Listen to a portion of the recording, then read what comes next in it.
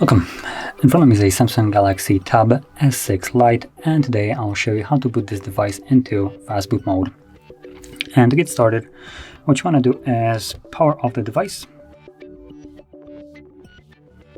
Now once the device is off, what you want to do is hold power key and volume up, so both of those at the same time.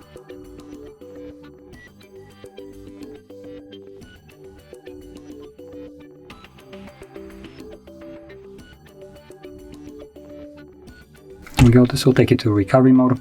So from here, using volume keys, you want to navigate down into reboot to bootloader, confirm it with power key. And we are now in Fastboot mode, as you can see.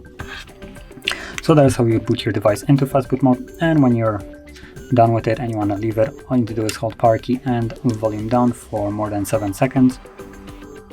And you'll see that the screen turns off. There we go, at which point you can let go.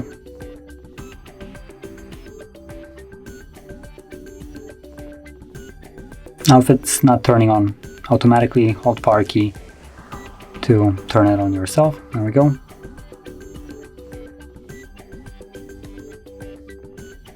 And we are now back in Android.